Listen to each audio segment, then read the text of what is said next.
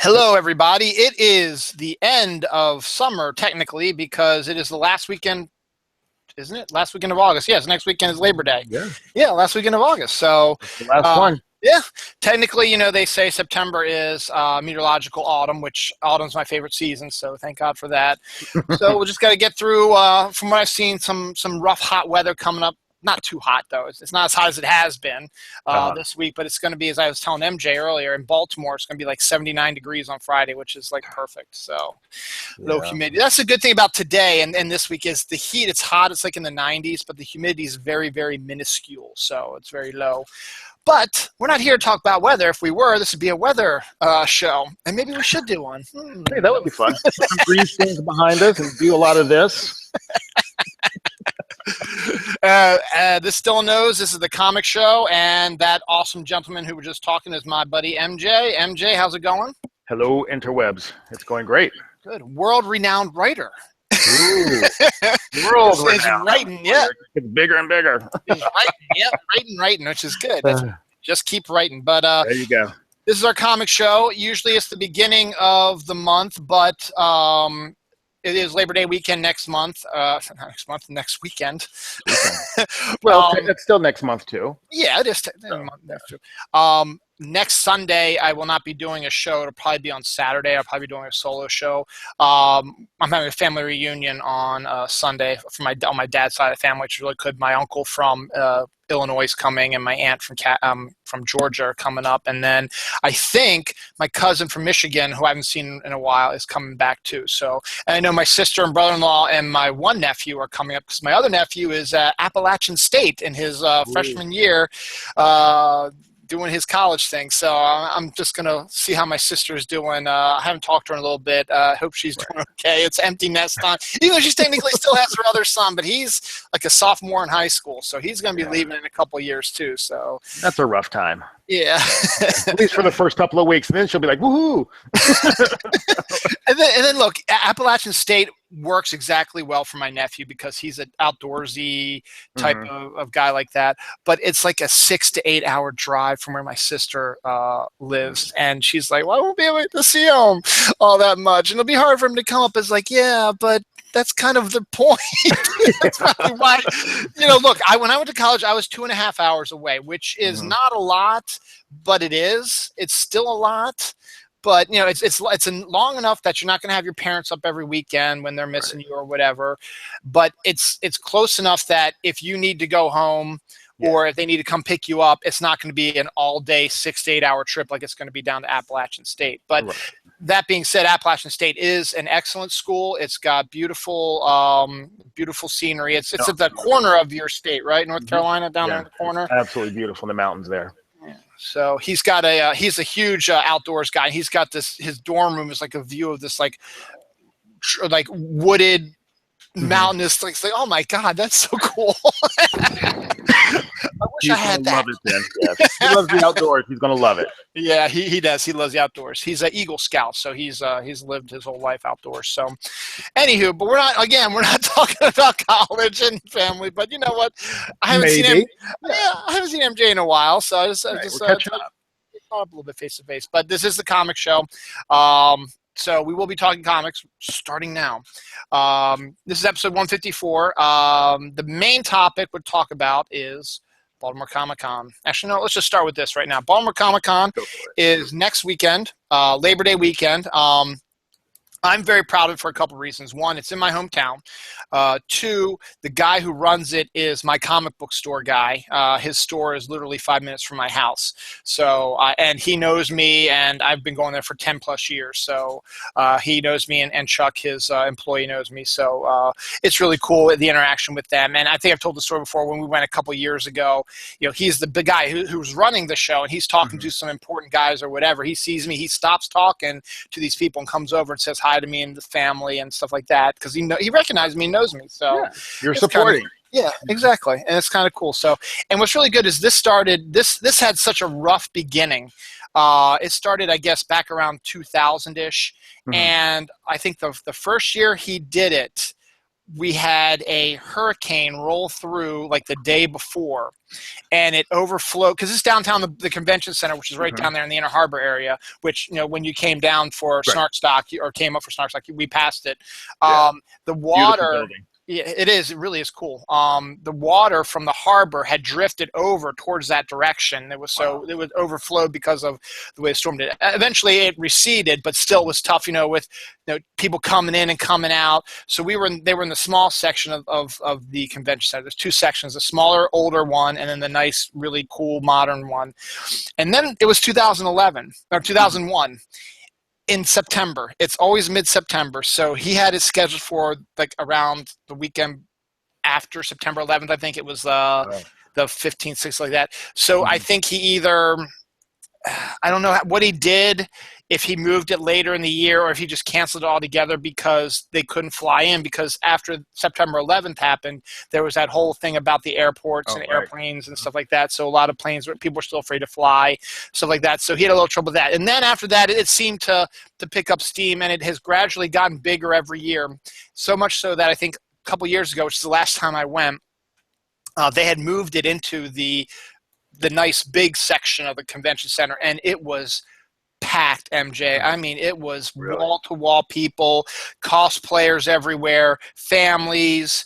You know, it was just insane how many people were there. And it's good. No, it's good because that means that it's successful, and it's going to be here for a while. So it's grown year to year. Yeah, it has, year to year, and also the way he runs it. Also, it brings in. I'm seeing, and I'll read off the names. But here's the little pamphlet. These are just all the names. This is a portion, like 200 comic guests. This is just a portion of them who are coming, and so a lot of these people are the big guys. I'll give you the names in a few minutes. The ones who are working now, who have popular comics now and are doing stuff like that now. They're the most popular ones. And when you ask them what are their top 5 conventions, Baltimore is always in the top 5. It's not necessarily number 1, because that's not as big as New York or San Diego, but they like it because it's more oriented towards the creator and not the pop culture stuff. That being said, Mark Nathan, who runs the comic store I go to and runs the comic convention, he is not a dummy, and he knows that he can increase his people coming if he brings in some media guests, some pop culture. He doesn't want to turn into a whole San Diego thing and just make it all focus on that, but he'll bring in some of them. He brought in Kevin Smith, I think, a couple years ago, and he's had Stan Lee, who isn't writing anymore, but is still kind of, he was in there as well. And this year they're going to have 4, and a lot of them are only staying for maybe a day or so. The most famous of them is Sean Astin is going to be in. So Samwise Gamgee, The Goonies, all that stuff. So he'll be here. Haley Atwell, who played Agent Carter, is going to be there, I think, just on Sunday. Candace Patton, who I think plays Iris on the Flash TV series, she's going to be there.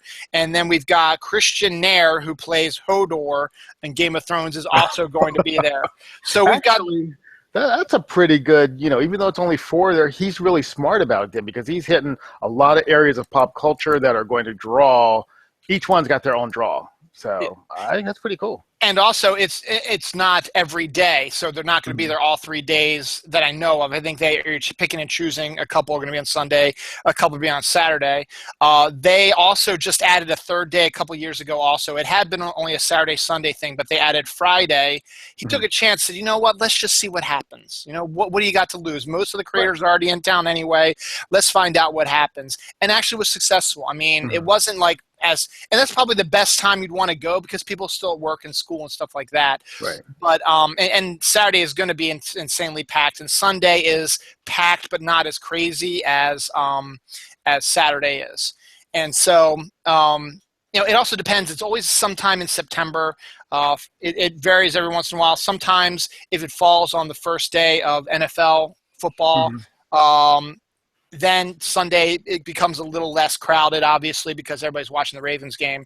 But still, there's still it's still a very successful. It is. I'm very proud to have worked at it a couple times. I helped when I worked at Diamond. When I was a customer service rep, one of my accounts from California said he was going to come into Baltimore because he's always wanted to do that, but he wasn't going to pay the expense to have employees come with him and pay for the hotel and stuff like that. Right. So he asked, hey, would you mind working with me? And this is back when it was only Saturday and Sunday. Would you mind working with me on it? And I was like, yeah, that's fine. So I came and I worked with him all day Saturday, all day Sunday. He set it up all by himself on Friday. Wow. And then I worked on it Saturday and Sunday. And he gave me cash under the table and let me take one or two of like the special comics that, you know, at the time, you know, variants are now a big deal, but this was back when variants weren't that big a deal. He let me take one or two that I wanted. So I got that, which was really cool. And then he took me to lunch and dinner and stuff like that. So it was really cool. And then when I was a brand manager, one of my jobs was we had to go down and peruse Artist Alley, because you've got the creators got their own tables, you know, the big guys who don't need this type of stuff. But then you've got Artist Alley, which is all of these up and coming people who are producing their own independent books or want to be found out or whatever. And a part of a brand manager's job at Diamond is to find new books to put into the previous catalog. So we peruse the Artist Alley, we talk to the artists, we pick up samples of their work, and then we have a meeting that Monday, and we look over the samples and we trade them and we look at them, and then we take a vote on, should we put these people in previews or should we not put them in previews? So that's one of the aspects of the job as a brand manager. So I had to do that. So I had to work that, 2 years. And then I've gone a few years with my friend Gary, who was at Snark Stock. I went with him 1 year. I went with Dawn and the kids a couple years ago. Oh, Noah's hiding in the bathroom. They're playing hide and seek, I think. Just saw boom and the door closes. I was like, what the hell? And then I've gone by myself a few times also. So it's also fun because it gives me a chance to, there's still people that are friends of mine who still work at Diamond, who are still working at the events. So I go and I chat with them, and I haven't seen them in a while and get caught up. So it's pretty cool.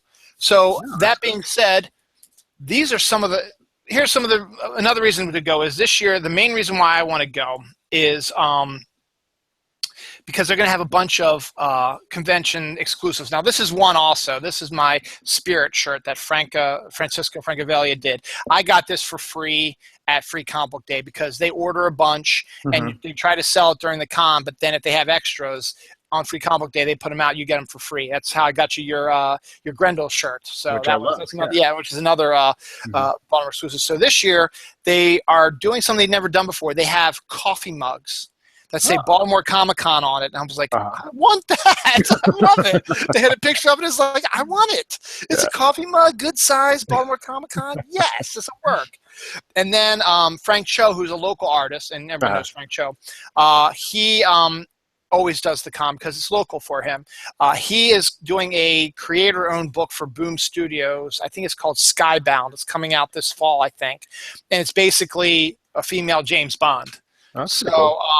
Because, he likes to draw his females and stuff like that. So it's female James Bond. So the con decided to jump on that because Mark Nathan's friends with him. So they're going to release Skybound T-shirts and hoodies with the character on it, drawn by Frank Cho. So I want to get one of those too. Support local. Exactly. So that being said, if you're on the fence about coming to Baltimore Comic-Con, let's see if we can get to a few of the names here. Neil Adams will be there. Great. Howard Chaykin will be there. Nick Bradshaw, who does some good stuff. Frank Cho, of course. Steve Conley, Todd DeZago. Kevin Eastman is actually the guest of honor. The guy created the Turtles, helped create the Turtles. Steve Englehart, David and Meredith Finch, Veronica Fish, Ramona Fradin, Francesco Francavilla, Jose Luis Garcia Lopez, Joe Giella, Rob Gilroy, Adam Hughes will be there, Paul Jenkins, J.G. Jones, Dan Jurgens, Tom King, who's writing Batman now, Barry Kitson, Hope Larson, John Layman, Paul Levitz, Ron Mars, John McCrae, Ed McGuinness, Fabian Necheza, Greg Pak, who's got a great book out now, Tom Palmer, Yannick Paquette, Paul Pelletier, David Peterson, Brandon Peterson, Eric Powell, creator of The Goon, Paul Renault, Stephanie Rowe, Joe Rubenstein, Craig Rousseau, Nay Roofing, Mark Schultz, Bart Sears, Louise and Walter Simonson, Charles Soule, Jim Starlin, Babs Tarr, James Tinian IV, who's writing Detective Comics now, Mm-hmm. Rick Veitch, Mark Waid, Tom Zoller, and Wade. I'm pretty sure they're not on there, and that's just a few of them. There's tons more. I'm pretty sure Jimmy Palmiotti and Amanda Conner are going to be there because they never miss Baltimore. Yeah. So so I think they're going to be there. So that's just a sample of who you're going to see there. So Baltimore is up there with the big guys now. Yeah, because, and I think the reason why is because Mark Nathan is treating it more like a creator-oriented Comic-Con. So he maybe gives them good accommodations or gives them the best seats or good pay or whatever it is that he does to get them to come. And they love the area too. I mean, they always tell stories. Like if you read Ron Mars's Twitter, he's always talking about going to Miss Shirley's, which is a really cool restaurant right down there in the harbor for brunch with a bunch of his buddies that they all hang out. They haven't seen each other in a while, and they like tear up the place and stuff like that. So it's really cool. So it's a lot of creators, and this is like one of those things where you're going to have big lines of waiting, but they're right there. I mean, they have a table right here, and they're right there. You can go and they'll talk to you. They'll take pictures. Wow. They have a really good cosplay contest on Saturdays. I think the Saturday they'll do the cosplay with some cash money for the winners. Yeah, I think it's like $1,000. I think so. It's like a lot of money. And then for something that a lot of people love to do anyway. So yeah, exactly. Yeah. And also the other proof that this is a big convention is much like with movies. There are 2 award shows for comics. You've got the most famous one, which is the Eisners. That's done in San Diego. That's similar to the Academy Awards in movies. Then you've got here in Baltimore, you've got the Harvey Awards, which are synonymous, I would say, with the Golden Globes. So it's not as impressive as an Eisner, but it's not something to brush off, If you win a Harvey Award, it's still. So we actually do the Harvey Awards ceremony. I think it's Friday night. Okay. So they have a banquet. I mean, and this is all set up by Mark Nathan, I think. So he sets up a banquet, caters it. You can wear your suits and ties, and you go up, you make speeches and all kinds of stuff. And it's crazy. I mean, there are people who live tweet the Harvey Awards. It's really neat to see that. So it's a great show. And I will warn you, it is very crowded because it is so successful. Most cons are now. So, And at the same time, you and I, we went to Jeppy's Entertainment Museum, which is right right next to the convention center. So if it's too crowded in there, you need a break to come out. You just get your hand stamped, come back in. You can head to the Jeppy Museum. You can go downtown or the Inner Harbor, hang out the harbor, do whatever you want. So it's great. And one more thing about that, Jimmy Gownley is going to be there also. I've been pushing Amelia Rules like all year because it's a great series. This year, they have a kids section. They've had it every year, and in the kids sections, like they say, teach you how to create your own comic book, and they have Jedi training and all kinds of stuff, just activities for kids. This year, Jimmy Gonley's 12-year-old daughter, Anna, is going to be showing off her new comic that she created herself. She wrote and drew, and it's actually pretty impressive. For a 12-year-old especially, it's a comic about Les Miserables, from the viewpoint of Gavroche. So it's something that's like from a 12-year-old. 12-year-old, it's like, whoa, but that's another reason to go. I was like, I want to see what this 12-year-old did. Hey, he's getting in on the ground floor of what's going to be an amazing future talent. There you go. So, And our friend Tony Solo's watching. He says, Baltimore putting the comics back in Comic-Con. Yes, they are. So as I said, I'm on the fence about going. I kind of really want to go. I can't go Sunday, obviously, because that's my family reunion. I'm not going to go Friday because I got to work. Real life getting in the way of things. Exactly. But so Saturday it is, and we'll see. We'll see what happens. But like the crowds. Yeah, but despite the fact that there are crowds, it's a very big convention center, and it's not going to be like oppressive. It's just going to be, you might not be able to get to your like favorite artist right away because a lot of people like certain same people you do, but there are other ones around, obviously, and all kinds of free stuff and all kinds of cool stuff, and the costume contest alone is worth it. So. But it's great. So if you're on the fence about coming to Baltimore, come to Baltimore Con. Just try it out. and just for a day. I mean, for most people on the Eastern Seaboard, it's a few hours drive down here. We got plenty of parking in the area. The tickets are reasonable. I think they're like $10 or $15. Oh, that's nothing. Yeah. Ending, so it's not bad at all. So I'm pushing that totally. So Baltimore Comic-Con all the way. And I'm not just saying because I'm a homer. I'm saying because it's a pretty damn good convention. I've been there before, so I know. So with that list of guests, I mean, obviously it is. You know, he's not just skimping there. So he's had Jim Lee before, and he's gotten some of the big names before. So as I said, don't get much bigger. So yeah, that's just a handful of the names, and as I said, you also have Artist Alley where you can find a bunch of other really good artists who are just starting out, trying to get their name out there. Check their stuff out. So, all right. So, on that note, I've said my piece, and let's move on with some more comic news here. Before we get into the next big rant, did you see Suicide Squad? I did. Yes. Did you see it? I did not. Tell me your review. Honestly, it was better than I thought it was going to be, and I don't think it was anywhere near as bad as the early reviews claimed it to be. It wasn't great, of course, but it could have. I think it could have been really, really good. I don't think that they went quite far enough with some things, but I will tell you this: for some reason, and this could just be me, Jared Leto's Joker annoyed the hell out of me. I could not stand that character.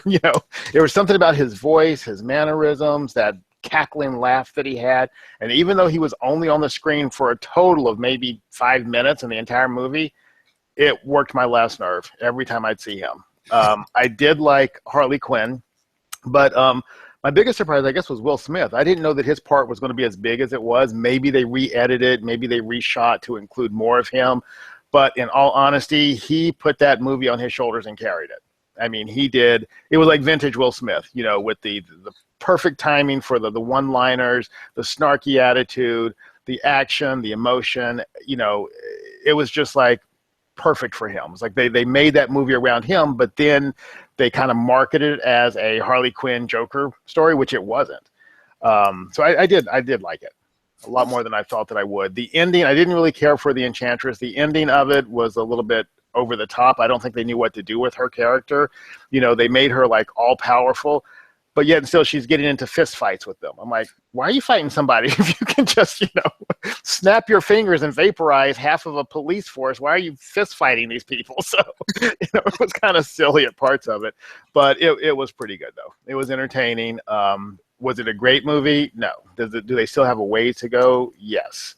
I think that they really need to focus on getting the tropes right for, the good guy superhero movies before they tackle something as complex as unlikable bad guys. And, they tried to give you reasons to like them. And to me, that was so forced. I'm like, I don't think we should like these people. Why are you trying to make them seem like, oh, feel sorry for them? I don't know. It would have been much better if you just went full out bad guy and, let them kick a puppy or something. I don't know, but it just shouldn't. I think it would have worked better. So yeah, they did a better job than their last outing, which is unspeakable. But yeah, which is, I mean, I mean, despite what the critical acclaim was for, it made $600 million and is rising. So that's, I guess, good enough now for to greenlight a sequel. And maybe what they'll take what they saw didn't work, because let's face it, I read a lot of the reviews, and a lot of the reviews were all saying the same thing. They thought the editing was kind of shoddy. Yep. And if they would have done a better job of editing and also focus more on the characters a little bit and not give them a likableness like you mentioned as well. Yeah. It would be a better film. So one of the rumors of the sequel is, and I think this would be fantastic if they could do it, is to bring in the Secret Six. I don't know if you ever read the Secret Six. Yes. It was a great, bring in the Secret Six, because Deadshot's got the connection between the two of them. Right. And, that way, you get to see this group of who should be Suicide Squad, like you can make them be like the Suicide Squad, the unlikable type of, bad guys, who are just doing their thing, going up against the Suicide Squad and just having these two battle. That might be a really interesting idea if they decide to stick with that, though it seems that everyone gleamed more on the Harley Quinn character, and they're thinking that maybe they're gonna skyrocket her film more before a sequel comes out. So we'll see what happens about that. I was on the fence about seeing it. I haven't seen it. I'll probably, like I did with Deadpool, I'll probably wait till I see it on DVD. That's fine. And as I said before, I love Deadpool, and I thought Deadpool was a really good movie. I enjoyed it immensely, and I want to see it again sometime. I want to watch it with Dawn, see if she'll like it. But I really like Deadpool, and I don't like the character. So, you can almost see that they were trying to go for the Deadpool vibe with this movie, but it just didn't quite work because they didn't go far enough. I think if they had given it an R rating and just decided, okay, we're going to go there, it would have worked. But, with that kind of been on the fence, and then they threw in, of course, Ben Affleck's Batman was in there briefly, but even that was enough to just make my skin itch. I'm like, I just don't want to. I don't know why he annoys me as Batman, but he really did, Sticking with the DCU, some good news, and they just mentioned this today. Zack Snyder has opted out of both Justice League 2 and Man of Steel 2. Gee, I wonder why. Shocker. I'm betting you that they had already planned that the opening weekend of Batman versus Superman. He was not going to have anything to do with it. They're just like, okay, we got to figure out how to break this to everybody so that he saves face a little bit. But I'm not the least bit surprised. So yeah, and we'll see. I mean, we'll see what they're going to do. I mean, that also has signs of Jeff Johns taking over as the DCU guy. He probably is going to try to tinker with some stuff, and we'll see what happens. That being said, the next DCU movie, Wonder Woman, looks fantastic. So I'm actually, that's one I probably will go see in the movie theater because I love what I've seen of it. And we're due for another trailer eventually, probably sometime this fall with one of the big fall movies. You should probably see a secondary trailer with some more pictures from it and film from it. So that should be good. So we'll see. It'd be funny if they did it with Doctor Strange. Which, sometimes the movie distributors, they don't care. It's a comic book movie. It doesn't care that it's Marvel and DC. Everyone's there to see a comic book movie. So, hey, let's show another comic book movie, which is fine. Yeah. I mean, I guess there have been times where we've seen Marvel trailers before DCU movies. I don't remember because I don't think I've ever seen a DCU movie in the movie theater, but I'm sure they probably did. I think it would work. I am really looking forward to that one. So that looks good. Aquaman, I still hate. Yeah, I don't know about that. I still hate him. I still hate Jason Momoa, and I hate that they're making Ezra Miller as the Flash into Peter Parker, which doesn't make any sense. So. No. I didn't like anything that I've seen of Ezra. I like Ezra Miller, but I have not liked any footage of the Flash and him as the Flash. It's just, they should have just, if you're going to do that, just stick with Grant from the TV show, I think. But you know what? This just isn't working for me. So. But see, so then that leaves that, the next savior, which actually is intriguing me a little bit, is The Rock's Shazam. Yes. He's going to play Black Adam, and he's absolutely perfect to play Black Adam. I think he's going to be fantastic. I just need to get a really good Shazam, and you've got to play it right because remember, he's a 12-year-old or 13-year-old kid as a superhero, and you've got to play that aspect of it. And you got to make Black Adam a likable bad guy because he's like. I want to say he's a lot of like Doctor Doom because, yes, Doctor Doom is as evil incarnate as he can get, but also he's a very good leader of his country, and that's what Black Adam should be also. He's a really good leader of his country, but he's also a dick. And he wants to do anything he can to protect his country, even if that means killing other people. Sort of similar to what Ra's al Ghul was in the comics, not so much really in the movies, but in the comics, he was, not really a ruler of a country, but his reasoning for what he was doing was he wanted to save the world. Right. But he went about but he went about it the wrong way. Right. Repeatedly. So, I think they're going to really be walking a tightrope with Shazam because, on one hand, you've got, this kid who they're going to have to find the right actor as the grown, as the Shazam character who is just filled with awe and wonder of everything because he's seeing his new world through a child's eyes. So that's your main character. But honestly, I really think The Rock's going to overshadow anybody that they put in that movie. So it's going to be a tough one to pull off. But I'm really looking forward to that one too. Yeah, so I think about a couple of years on that. I think it's like they said 2019, maybe something like that. Yeah. So we'll see. They But I have to mean, hurry because The Rock, he's not getting any younger, and yeah, he's one more pulled abdominal muscle or torn shoulder away from not being able to bulk up like that anymore. So they need to shoot this fast. exactly. See, the thing with me is, I've always had a dream of doing a 7-movie Adam Strange series. Mm-hmm. And the first, it would be 2 trilogies with a connected movie that would connect the two together. And then the first trilogy would be the introduction to Adam Strange's character and the planet of Ran and all the stuff that's going on like that. And then the little break in between would lead into the bigger trilogy, which would be the second trilogy, which be for me would be the Ran Thanagar War, which would be, and I would bring everybody in for that. I'd bring Green Lantern Corps in, I'd bring the Dark Stars in, I'd bring in Legion 89 or whatever you want to call it. There was a contemporary Legion team that was led by one of the Brainiacs before they came from the future. Bring in, and mix a little bit of DC Invasion, which is one of the best crossover series they did back in the 80s. And I would have The Rock. I always had him planned to be Hawkman. I think he would be a perfect, because he's got that. Because remember, he's kind of an Egyptian, right? And he has that look. Yeah. He's got that look to it. And he's got the build to be a Hawkman. I thought he would have been a really good Hawkman. He's going to be a really good Black Adam. And as you said, they need to get on it because he is getting older. But he's going to be a good Black Adam, and I think he would have been a good Hawkman also. He would have, yeah. That's my dream. That being said, I'm a very happy camper because DC has announced an Adam Strange Hawkman comic, which is coming out this fall. So I'll be able to read my Adam Strange because I love Adam Strange. He's such a great character. And that being said, also, DC is continuing their rebirth. I'm still liking a lot of the books, and then there are the ones that I'm like, okay, I'm gonna put those aside. Put those aside. Not gonna read them anymore. But I'm really liking a lot of stuff they're doing with a lot of the characters that surprise me. The Superman has been resurgence. Wonder Woman's been fantastic with Greg Rucka on it.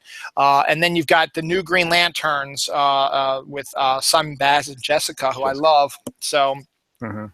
And I like the Justice League. I really like what Brian Hitch is doing with the Justice League also. So that one I've downloaded. I haven't read the Justice League one yet. I've got a bunch of them queued up that I need to start reading. But I haven't gotten to that one yet.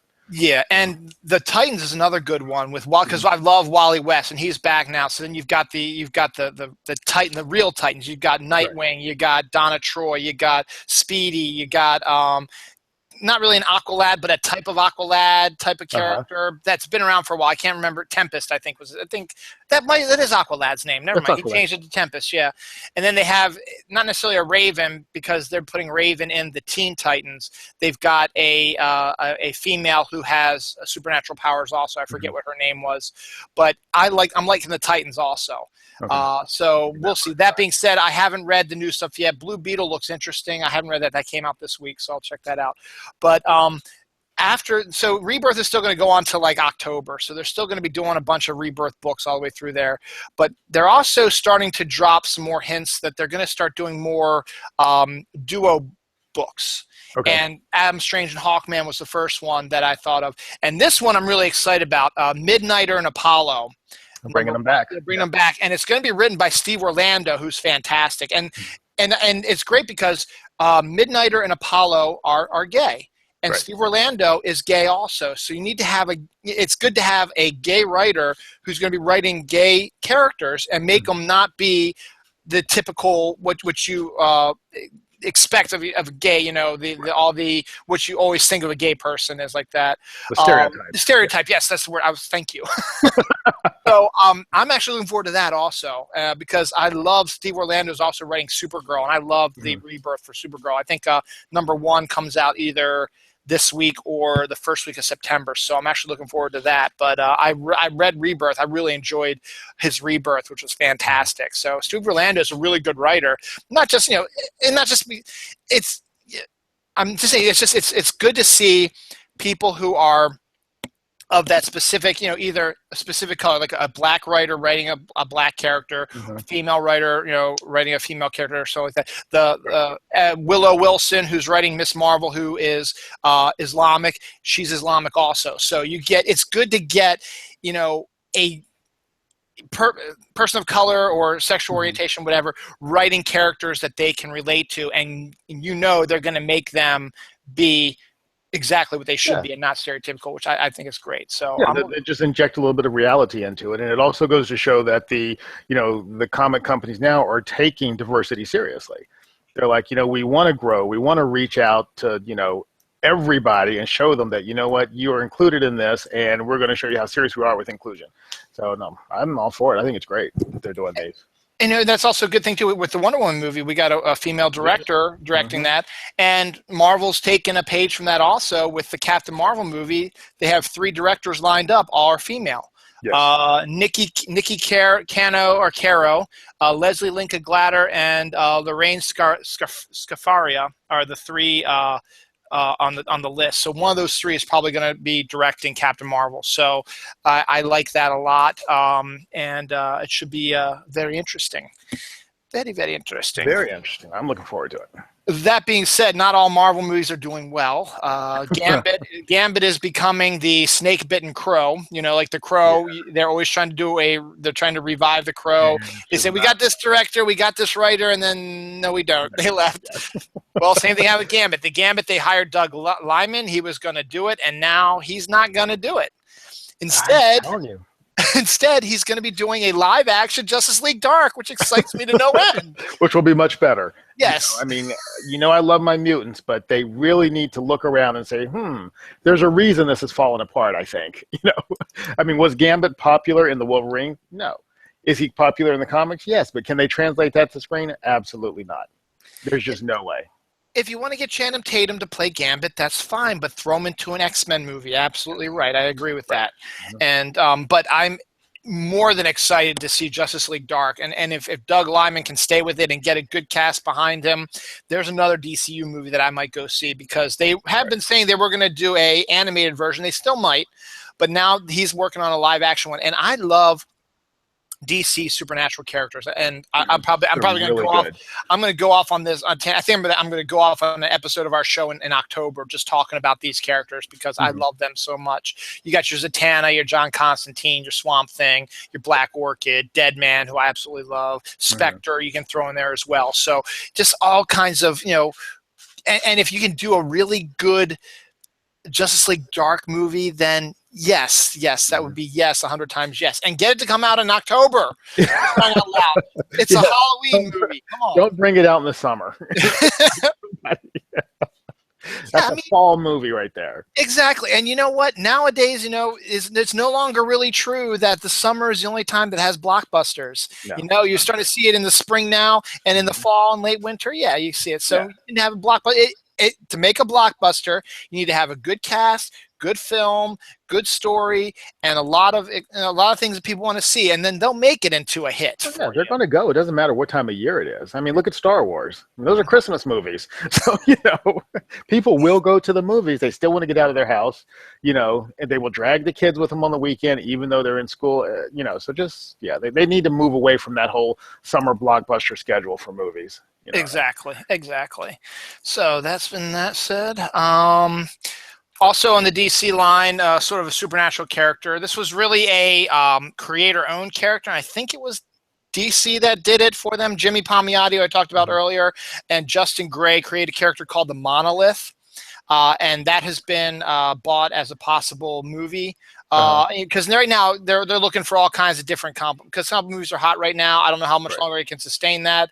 But you want to try to expand it a little bit. And this is more along the lines of, the whole Jewish story behind the Golem, where, they created mud creatures and put like the Star of David on them or something like that. And he would be kind of brainless, but he'd be your avenging angel. He would tell you, you'd say, I need you to destroy the Germans or whatever. And he would go and he would destroy them. That's basically what Monolith is a Golem type of story. So, it should be good. And Jimmy Palmiotti is one of the nicer guys in the industry. So see him and Justin succeed is really good. So, how about that? If you think about it, as far as the Golem stories go, Wonder Woman's a Golem. Oh yeah, she is, absolutely. I think that would be awesome if they, and I guess from this they are going to kind of keep it in that direction. She's not going to be the daughter of Zeus, so I'm like, okay, good, So because that's more unrealistic. Yeah.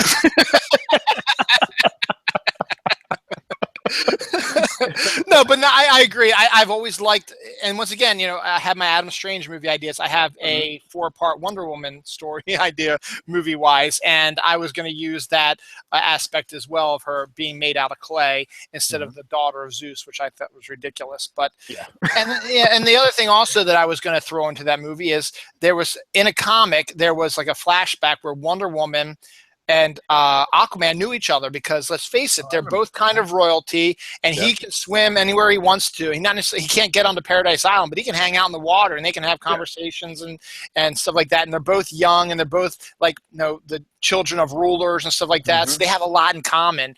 And I've always wished they would focus more on that in present day because they have a lot in common.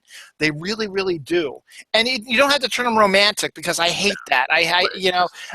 I love Aquaman with Mera. I want them to stay together. I like that idea. But give him Wonder Woman as like a best friend, a good friend, because they have similar stories. They're both children of rulers, and they have to deal with the pressure of being rulers, knowing eventually that either they're going to become rulers or they are rulers now, and all the pressure that comes with that. It'd be a nice way to have somebody, to talk with and converse with. So understand them, because they're each one are going to have to forge that relationship with an outside world. So they've got that pressure too on top of everything else. So it just makes sense that they would, get together and break bread or whatever he eats underwater. I don't know. Barnacles. I don't know. So I like that. Also talking of other really nice guys, Terry Moore of Rachel Rising and Strangers in Paradise has finally announced his new project, and I'm really excited for this. I've seen some artwork from it. It's called, where is it? It's called Motor Girl. So another female-oriented protagonist, which is fine because he writes them really well. This looks more like a cheeky sci-fi type of comic. So he's going completely different from his dark horror of Rachel Rising to more of a cheeky, silly sci-fi. It's basically about a mechanic, and she works in the middle of the desert. It's probably Roswell because there's flying sauce. The one shot they have with the cover is her in her, like a wife beater shirt with a hat on and, your typical tools that you use to repair cars. And there's a garage in the back and there's a flying saucer in the sky. And then there's a talking gorilla. So it looks like one of these little cheeky sci-fi type of things. And he can do it because Strangers in Paradise, while it is very dramatic and very emotionally packed, it was also really funny in a lot of aspects as well. And so he's sort of done. He's Stranger in Paradise is still going to be his epic. I still think that's his epic. Right. And then he went to Echo, which was more of his action adventure aspect. Then he went to Rachel Rising, which was his horror. So now he's going to be doing a sci-fi comedy type of thing. And I like that idea that he's broadening everything and trying different tropes, and I really, really like that. So I'm looking forward to that. I don't know when the book's coming out. He just showed the first cover, which is the one I just told you about. So probably sometime in the fall, because usually when they do that, it means that it's been in previews, and I haven't gotten previews in a while. So we'll probably see we're in August. You're probably looking like October-ish probably, because I didn't know anything about it till recently. So the November previews is coming out next weekend. Next week, September. Or no, it's coming this week. September at the end of August. Yeah, they'll have the new previews, which is for September for November because it's 2 months in advance. So, but I'd heard about this before then, so I'm assuming that it's probably going to be October. We'll probably see the first issue of Motor Girl. So, I'll let you know. We'll keep you abreast of that when it comes up and comes out like that. Oh, let me see what else. Linda Carter, everyone's favorite Wonder Woman, will be playing the President of the United States in Supergirl this season. So they've shown some pictures of her, and she still looks good. So, I'm really looking forward to that. I think Supergirl was underrated on CBS. I think they did a good job, better than I thought they would do. But I am glad they handed over the reins.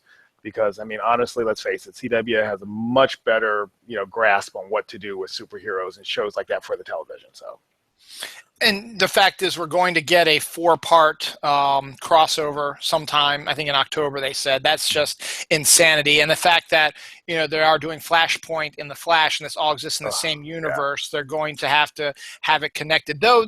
Grant Gustin has gone on record as saying it's not going to last all season, which is Mhm. cool. You know, that way you get maybe half the season you can do a Flashpoint story, and then the other half of the season you can get things back to normal and continue on with another story. So you can actually have like two distinct storylines in 1 year, which is a pretty good idea. So we'll see what happens about that. So that's good. But speaking of like old school superheroes, stuff like that, we mentioned this in our show a couple months ago. It has now come to fruition. The Adam West, Burt Ward, Batman animated film is finally going to be coming out soon. They've been showing clips of it, so like that. So they are. It was not a joke. It is a true story. They Coming are out. really. Yeah, it's coming out soon. Hopefully, it'll wash the taste of Killing Joke out of everybody's mouth. So.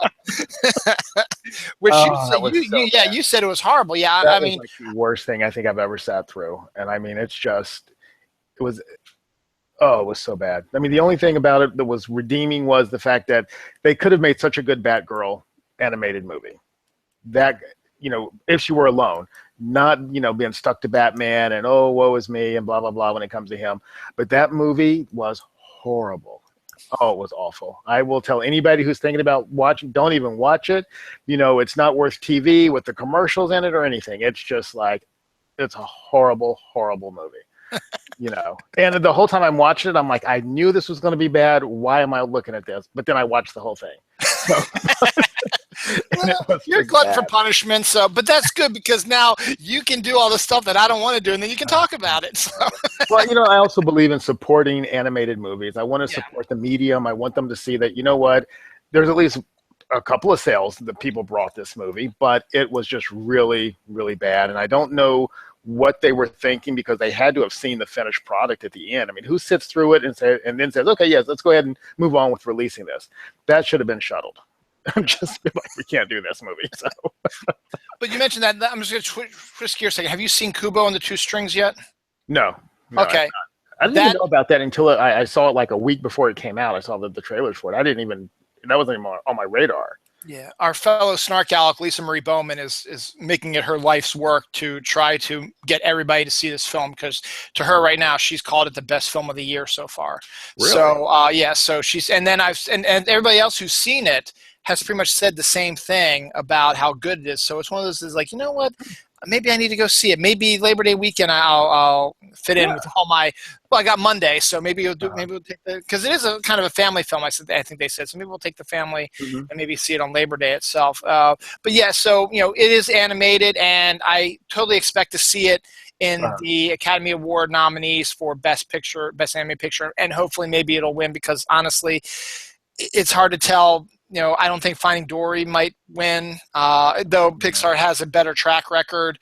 And then while I enjoyed it, The Secret Life of Pets was a lot of fun. It's not a caliber-worthy Best Picture nominee. This Kubo and the Two Strings seems almost destined to be the best animated film of the year. So I'm just going by what Lisa Marie Bowman, a few other people who've seen it, they said they loved it. So we'll check Maybe that I'll out. make a point too this week. Go see it. So, I'm all over the place today. Speaking of good movies, though, September 13th. Put this on your calendar. September 13th, Civil War comes out on Blu-ray. Yay! I'm gonna have a viewing party. Exactly. I'm gonna grab it and I'm gonna sit my wife down and say we gotta watch this because it is a great film. Yes. Black Panther, Spider-Man, Captain America, Black Widow, Iron Man, Winter Soldier, just insanely rest of the Avengers. You know, everybody else, those are the main characters in the rest of the Avengers. But it's still really, really good. And if you didn't see it, if you were one of the few people who didn't see it, get it on. And I'm buying it first day. I'm going to grab it on that Tuesday, and I'm grabbing it. So. Good on that one. Let me see. All right, we already talked about Gambit, so I can jump that. Today is a very special day. Actually, there's two things going on today that are comic related. Today is actually a real holiday called International Read Comics in Public Day. So everyone out there who are comic fans, go outside, go to someplace and read a comic. Yeah, go to Starbucks, read a comic. Go to a playground with your kids, and while they're playing, read a comic, or just go outside your door and sit on your stoop and read a comic. I don't know. But, it's International Read Your Comics in Public Day, so go out there and read your comics in public. If you need comics, go to your local comic book store, buy a comic, and read it outside the store. There you go. There you go. And I think they picked today for a specific reason, because today would have been Jack King Kirby's 99th birthday. So that's why I have King Dylan on here, because it's Jack Kirby's birthday. He's going to be 100 next year, so there's going to be a whole big to-do about him next year, because he's worth it. Jack Kirby is one of the most influential comic book people of our time, up there with Stan Lee. If there was a comic book Hall of Fame, they would be the first two probably inducted into it. So. Yeah. Along with Joe Simon, would probably be in there as well. But other than that, yeah. So happy birthday to you, King Kirby. And also go read your comics outdoors somewhere in public. Or indoors. As you said, Starbucks is a good idea. Go to the mall. Just go to the mall. Just sit in the middle and just start reading. It's just too hot outside to sit and read a comic. What's the, Exactly. That's what they should do. They should make it like a free comic book day. You comic book store goes to like a mall or something and sets up a stand and has a wide array of comics and like some comfy chairs and said, here, buy a comic. Sit down and read it. Read. Speaking of comics, Marvel, as we know, they bought the rights to Star Wars. They've had the rights for Star Wars for a while. There's another Lucasfilm character that might be making its way into Marvel Comics.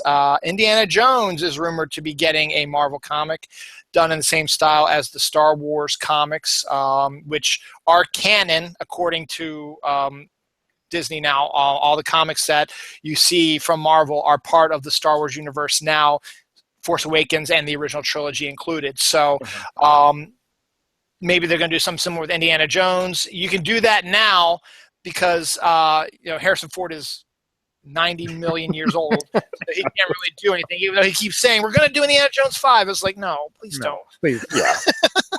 How are you going to do it? From the nursing home? But this way you can have an Indiana Jones comic and get your fill, and you can have him, and you can do everything like with the Star Wars. You can have Dick Indiana Jones from like Temple of Doom, because that's the one thing that a lot of people have been saying recently is that Temple of Doom even though it came out after Raiders of the Lost Ark, in the chronology it came out before Raiders of the Lost Ark, and that was how Indiana Jones really was in Temple of Doom. He was a dick, and then what happened in Temple of Doom basically changed his attitude and turned him into Raiders of the Lost Ark Indiana Jones. So that's how they're saying that people who say they don't like Temple of Doom because it's a lot darker and different than Raiders, that says, well, that's because it's basically a prequel. And before the word prequel was thrown out there, but you know what? It makes sense. It does, because he's a dick. Yeah. He's a dick in this one, and it makes sense when something like this happens, a life-changing event like this, brings you into Raiders and makes him want to protect stuff, and this belongs in a museum, and stuff like that. Yeah. But in this case, because he spent like all of Temple of Doom running all over the world with that screeching woman. That's what changed him. He's like, I'm done with that. I got to change my ways. I can't put up with that again. Well, good thing Steven Spielberg took the screeching woman off of him, because that's his wife. So, but so that way, if you like jerky Indiana Jones, maybe they'll have some comics with him before Temple of Doom, and then if you like, well, what happened between Raiders and the Last Crusade, there could be some stuff in there, and what happened between Last Crusade and the god awful fourth one, get him older into the 1950s, which actually is a good idea. It was just the Crystal Skull just was not done right. Yeah. But but look at it. It would be a really good idea to see how does someone like Indiana Jones, who's been around so much in the 30s and 40s, goes through World War II and comes back out in the 1950s. How would he react to how the world has changed? Right. It's a good idea. They just did it wrong. Poor execution. Yeah. I think that in their minds they were passing the torch. But, to Shia, and then it just didn't work. He kind of lost his mind after that. And they're like, well, what do we do now? So I still wish they would do Chris Pratt, because I think he would be fantastic as they would just to reboot it and just, yeah. So he's young enough. Let's see. So we know what's coming up in September on Netflix. Luke Cage will be up. Yes. That's at the end, though, isn't it? It's like September 30th. Jeez. Yeah, So it's almost a month, yeah. They keep releasing little, nuggets and trailers and things, and it looks great. I can't wait for it. I think it's going to be really, really good. I mean, so far I've been blown away by everything Netflix has done.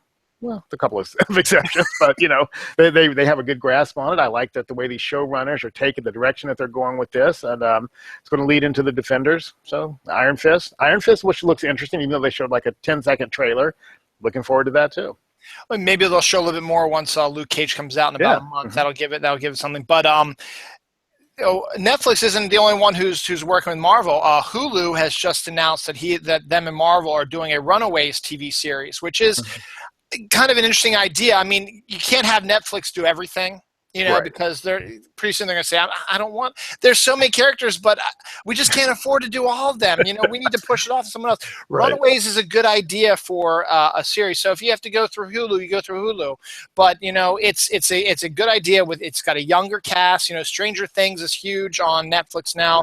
So you can sort of do a similar vibe with Runaways, but make them superheroes that have powers and they're running away from a corrupt organization who wants to utilize them for their own gains and stuff like that. It's a typical comic story that we always hear all the time, but if done properly with good actors, young actors in it, it would work. It would absolutely work. Right. So we'll see. I mean, let's hope that it does good. And Hulu's done pretty good, I think, with some of their live content. I mean, I think that was the 11/22/63 show based on the King.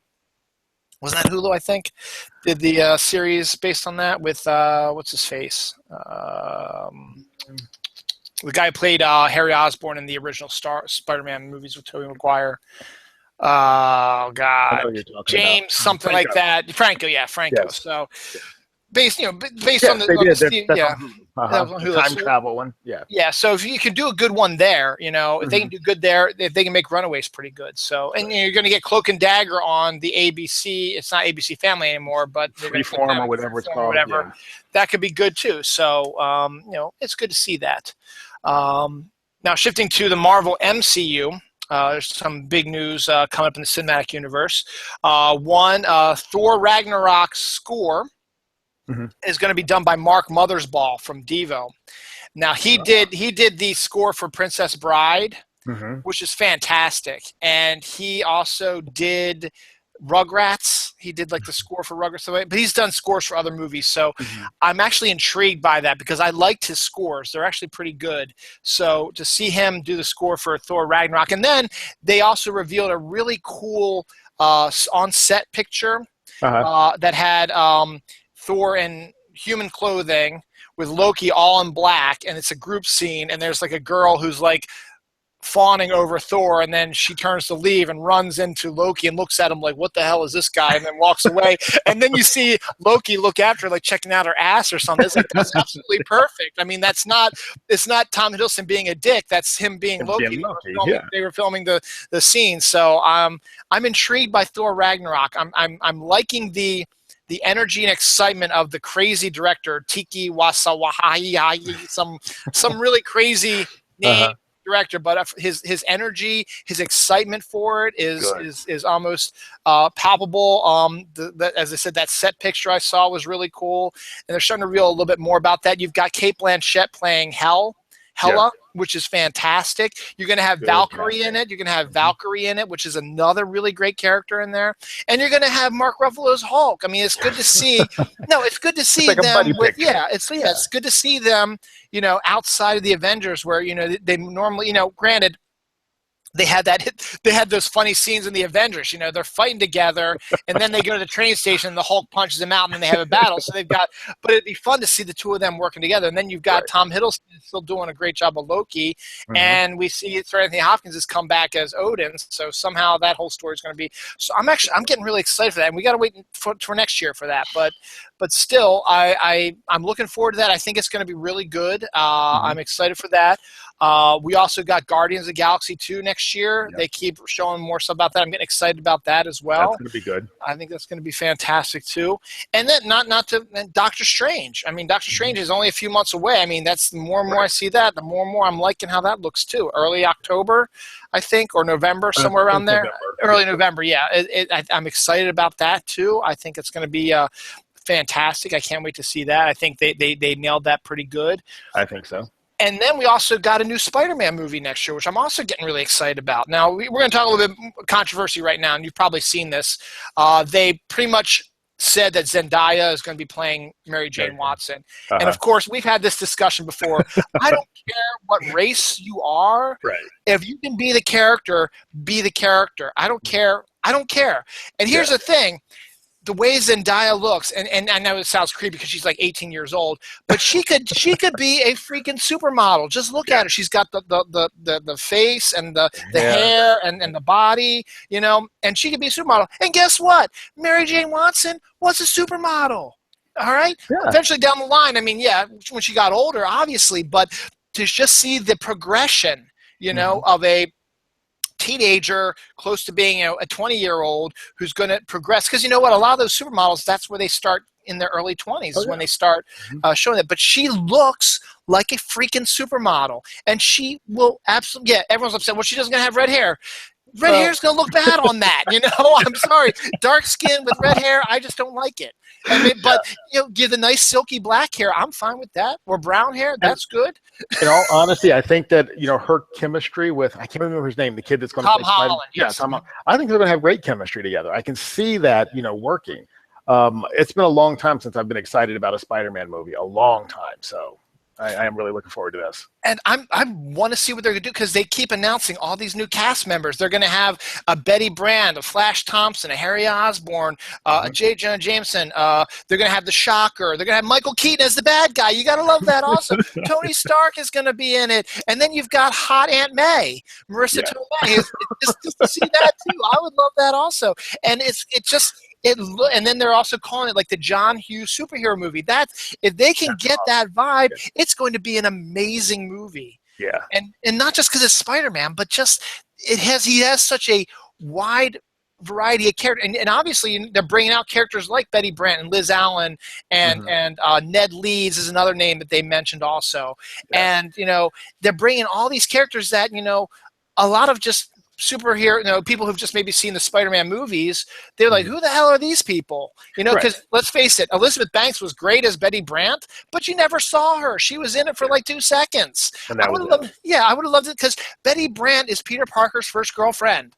You know, come on. Yeah, she's older. She's an older chick by a few years, but it's good. It's a good relationship. So I want to see all that. So I'm really, and then the Shocker's going to be in it. Exactly. Which, if done right, is going to be an amazing character. So not like Electro, that horrible Jamie Foxx nonsense. It's not like that. So and I want to see the yellow striped spandex suit with the mask and the vibrating hand things. Those are cool. Big gauntlets, yeah.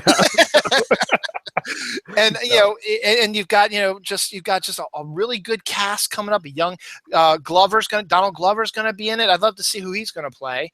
And I think that'll be a lot of fun to watch. So I'm really, really, really, and then they also said one of the other like younger actors that they cast in it could be playing the character of Silk, which hasn't been announced, hadn't been in the series till recently, but it makes a lot of sense. You know, she's around the same age as Peter Parker. Right. She basically, I don't know if you know the history of Silk. Basically, the spider that bit Peter Parker, even though in the original series died instantly, he actually and they've sort of retconned that so that the spider actually survived a little longer and bit someone else. And it was a female this time, and it took a little bit longer for her powers to manifest. And eventually they did, and her powers are a little bit more out of control than Peter's are. But and you can't do this in a high school film, but in the present day Spider-Man, Silk and Peter have an extreme sexual connection together, because basically they are two, you know, basically if you think about it, they are a new species. You know, they're part spider, part human. They find each other. They're the only two. They have a female and a male, so your overriding thing is to mate.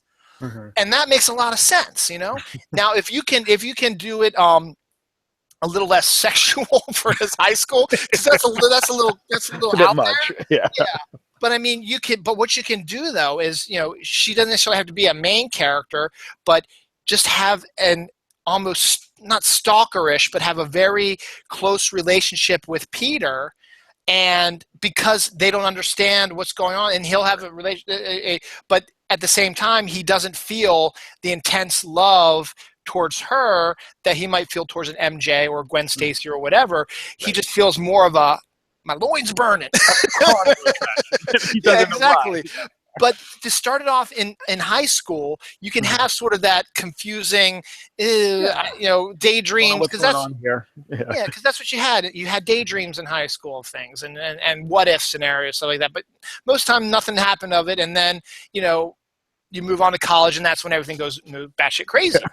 Right. So then you move into college, and then you can do more like the sexual thing. Though I don't think you really want to in a Spider-Man family type of film to have. But maybe not necessarily make it a sexual thing, but make it sort of like they need each other for something. So if that's true, that's a really interesting way to bring in a character who's fairly new in the Spider-Man mythos into a series, so you can continue with that relationship in the following movies. So I like it, and I'm getting more excited about this movie than I was when they first announced it. Not only after seeing him in Civil War, which was fantastic. That was great, right?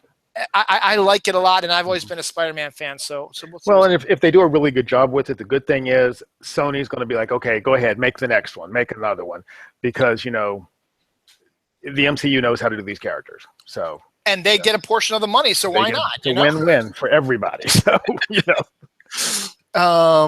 let me see. Steve Rogers in the Marvel Cinematic Universe, we know, is no longer Captain America, basically, because he gave up being Captain America after the situation that happened in Civil War. So now the most recent rumor is when he comes back in the Avengers Infinity War, is he going to be the Captain? Is he going to be Nomad? What? Because we know he is going to be back for that. So, and then maybe eventually they'll probably end up either giving him back the title of Captain America, or they'll kill him off and make Bucky Captain America, or the Falcon. We'll see. We'll see how that all plays out, see what they're going to do with that, because they've got a little bit of time to play with and figure out what they want to do. And I think the Russo brothers have an idea, so they're probably going to so we'll see. So that got into another thing about the MCU. Giancarlo Esposito was up for a role in one of the Marvel Cinematic Universe TV series. I don't know which one, if it was Agents of S.H.I.E.L.D. or Luke Cage or Iron Fist or whatever. I don't know. But he was up for a role, and he turned it down.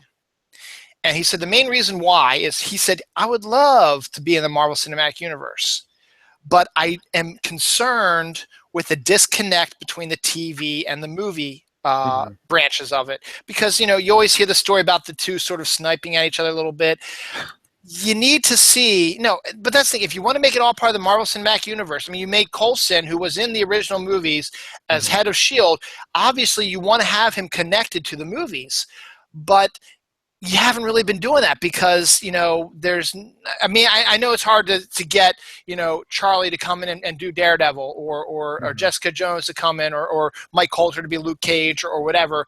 And I understand the reason why you might have the disconnect, because, movies take years to make, and the TV series you can do within a year, and so you need to sort of know what you're going to be doing, and know that whatever happens in the movies is going to have to happen to the characters in the TV series. But if the TV series comes out before the movie does, what are you going to do? I can understand, but at the same time, though, people keep saying, well, are they going to be in Infinity War? Because they've gone on record as saying Infinity War is going to have 67 plus characters. And then they tried to refute it, but they're like, oh, yeah, it's only going to be more like 63. But still, that's a lot of characters. And we already know it's going to be the main Avengers. We also have gotten confirmation, I guess, sort of, from Vin Diesel, who said that the Guardians are going to be in it. Well, we knew Star-Lord was going to be in it, but now I guess all the Guardians are going to be in it also. So you got those two teams in it. You're probably going to have Captain Marvel get introduced in it as well, because you need to have one of those super powerful type of characters in there as well, and to lead into her next movie, which will come out the year later, like that. You're going to need to have Black Panther in it, probably, maybe Winter Soldier in it. So you got to have all the people you've seen before that are still alive come back for this movie, but that still leaves a whole lot of open space. So why not bring in Daredevil or Jessica Jones or Luke Cage or Iron Fist? Bring in the Defenders to help out a little bit. Hell, bring in the Punisher too. Why not? I mean, yeah, it's Thanos, but during the whole Thanos thing, the Punisher was still involved in some way a little bit. He could be someone who you can use in certain specific situations. Now I know you're going up against a super powerful villain like Thanos, and maybe they don't want to have these street level guys take on Thanos, right. But let's look at it, MJ. If Thanos is as tough as they say, and he's on the verge of destroying the world, you could use every hand on deck. Yeah, because there's going to be crazies running around. You think looting is bad. Can you imagine what's going to happen, on the streets during that crisis? So exactly. So if you don't want them to take on Thanos directly, you can have them take on the looters and stuff like that, but still make them show up in the movie, because that way people will feel, okay, now we can get this connection. Then you can bring in some of the Inhumans, and Agents of S.H.I.E.L.D. and bring Coulson back. That would be a huge reveal. Oh my God, Coulson's still alive. Yeah. Shit. But we'll see what happens. And then hell, you can bring in Cloak and Dagger. You can bring in the Runaways. Hell, let's bring everybody in. I want to see that. But the thing is, I want to see that. Or maybe they're going to be leading to Secret War. I don't know. So we'll see. But I want to see it. But there's a lot that they can still do. But I think you're right. I think that the overall thread needs to remain there, of movies to TV shows. If they do something big, it needs to echo through the TV shows, and vice versa even. I mean, there's no reason that a TV show has to take its cue from the movie. I mean, some of these shows are better than the movie, so let them lead the way and let the movie kind of round out whatever they're doing in their off season. Exactly. Yeah. So. Oh, well, we'll see. But we'll see. I mean, we've got, let's see, what is that coming out in 2 years? It is, isn't it? Yeah. Mm-hmm. So it'll be on 2 years. Back to back. Yeah. Yeah. We got Guardians next year, and then we got the other one. Okay. So we got Avengers then. Okay. So we still got 2 years to go on that one. Let's talk a little. We talked about this before the show, but we got to let the people out there know this. This is how stupid networks are. When Frank Darabont was trying to sell The Walking Dead, which is a comic, so this fits into our comic show. When he was trying to sell The Walking Dead before he went to AMC, he was trying to sell to some of the major networks, and everyone turned him down. Finally, and I'm totally not making this up, and it's not an Onion headline, it's not an Onion store, whatever. This is exactly what somebody at NBC said to Frank Darabont when he was trying to sell The Walking Dead to them. He said, first and foremost, is a show called The Walking Dead. They said, do we need to have zombies in it? Oh, it gets better. So I can just imagine Frank Darabont's face is like, what the fuck? Yeah. Am I in the wrong meeting? And then they go, we thought it was going to be more, let's make it more like a procedural where we can have the two main characters solve zombie-related crimes. What's a zombie-related crime? But there's no zombies, so how are they? Yeah, how are they committing crimes? Is it like this guy who got high on bath salts or whatever and ate his girlfriend's face or something recently that happened? You can set it in Florida, for crying out loud. That's where all that shit happens. So, yeah. It just goes to show you the disconnect there. They don't have a clue. You've got this room full of people who, are still stuck on the Law and Order being like the savior of the networks. And they're like, oh, let's just make it Law and Order, but with a bloodier corpse. So, And then on top of that, you said that the two main characters, who's going to be Rick and who else? Yeah. Who are you going to choose? Yeah, Carl. Yeah. Father-son solves zombie-related crimes on NBC, The Walking Dead. New hit series. One episode done. Canceled. Yeah. Sorry. Jeez, that's terrible. That's awful. That just goes to show you. I can hear that conversation happening too. That's the sad thing. I can absolutely hear that. And the NBC, what do you mean you don't want to do it? That sounds like a great idea. One more television related thing, and then some comic related. Oh, actually, there's two more television related things, and then we'll move on to some comic stuff, and then we'll head out. Apparently, the New Mutants has a TV show coming out soon. I think I heard about that. I think Fox is going to do it, or FX, or I know FX is doing Legion, but I think they're doing a new. I think they're doing. There's another company's doing a New Mutants TV show. I think it might be Fox, but I'm not sure. But supposedly they have a rumored released the characters who are going to be in it, and it's your typical beginning New Mutants group. So if they do a New Mutants TV show and they use these characters, it could be pretty good. They've got Mirage, who's Danny Moonstar, who's been around for a while. Sam Guthrie's Cannonball will be there. Wolfsbane, Sunspot, and Magic, which is awesome. I love having Magic, and then Warlock, so you can have your requisite comedy relief, robotic CGI character. But if you can get that cast, if you can well cast, it's diverse. Because Sunspot is, I think he's like Ecuadorian or something like that, right, so he's from South America. Magic is Russian, basically. It's Ilyana Rasputin. She's Russian. Little sister. Wolfsbane is, I think she was Scottish or Irish or something like that. Yeah. And Cannonball is deep Southern. Just to see Guthrie do his deep Southern voice. But he's a good guy though. And then Mirage is an Indian, Native American. So you've got a really good, diverse cast. Yep. And if you can get really good actors, I know I've said, it's okay. It doesn't matter what race they are or whatever. But I kind of want to see. You've already got a diverse cast here. You don't need to change that up a little bit. You don't need to make Mirage black. I mean, that would be fine, but I would like to see a Native American character, If you make her black, it's not a big deal. But it's Danny Moonstone. She's a Native American. Her power is from like her Native American heritage, so it only makes sense. But if you insist on doing that, then do it. That's fine. But I mean, I love this cast. It's very diverse, and if you can get them cast exactly as it was. So as I said, you get a Russian, a South American, an Irish, Scottish, whatever, a Deep South, and a Native American. How more diverse can you get from that? Yeah, I hope they can pull that off. I mean, that'll be a great team if they can pull that off. I don't know. There's sometimes budget issues that come with creating teams like that. Yeah. It's not cheap to create that effect with everything. I don't want it to be like Legends of Tomorrow, which seems like it should be good, but then when they're all in action at the same time, it's just a big old mess. So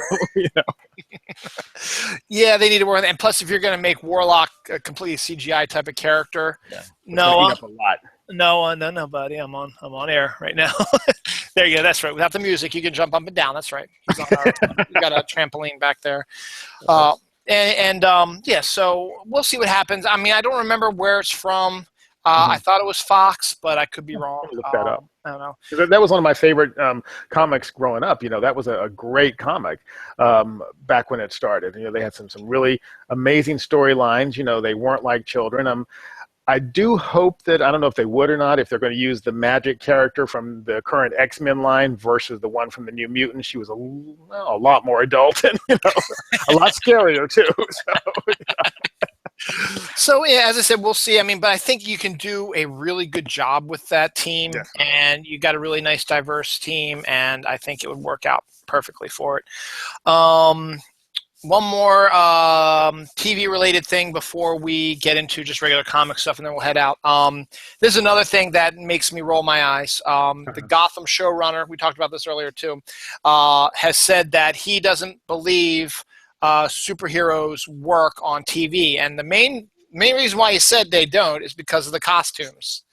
And I was like, I guess, but at the same time, the costumes are what make the character. Right. And that's one of the things that it was great to see the X-Men when they first came out, but being in the all black regular costumes, it's kind of boring.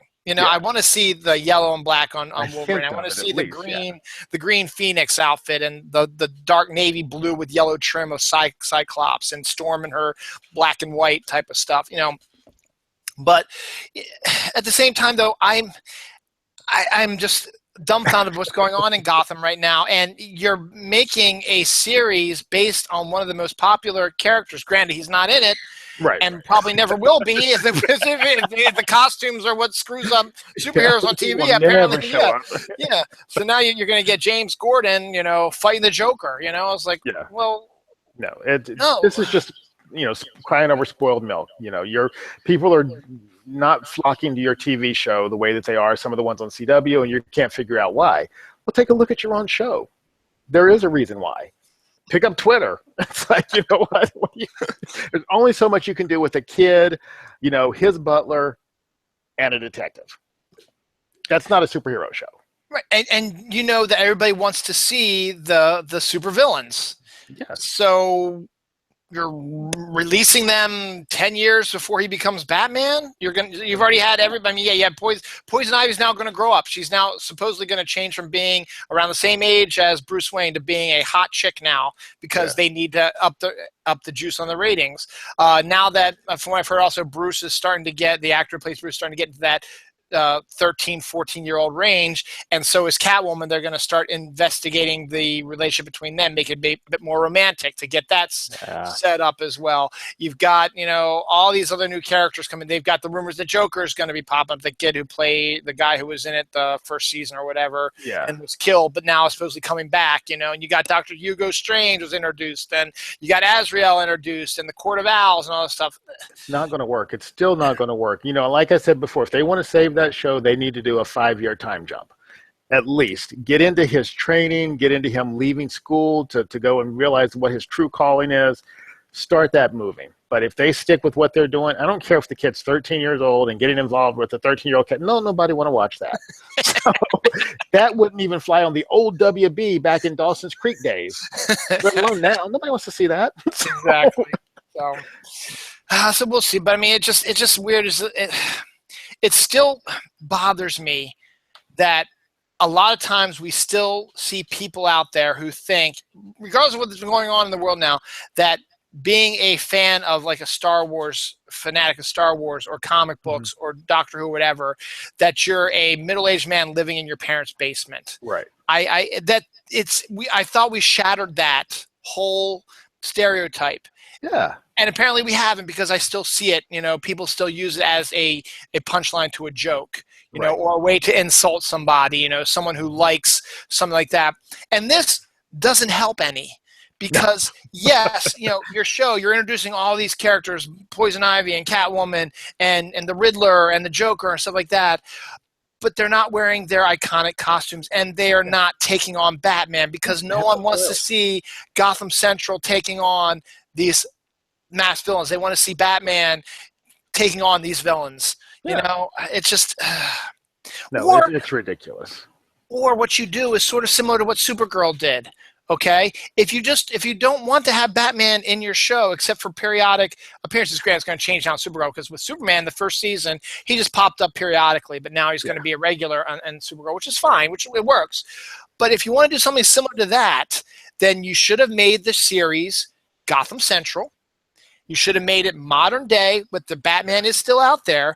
But you know what? Batman can't be everywhere all the time fighting the bad guys. You can have your Jim Gordons and your Harvey Bullocks taking on, Fish Mooney and the Penguin and all that nowadays, because Batman is busy with the Justice League like that. But you can have Batman pop up, because Ed Brubaker and Greg Rucka wrote a great series called Gotham Central, which focused on the Gotham Police Department as they investigated this stuff. And they were able to combine the supervillains that you're used to seeing in Batman with the cop procedural that you expect to focus on these characters. They did an amazing job. And Batman popped up periodically every once in a while.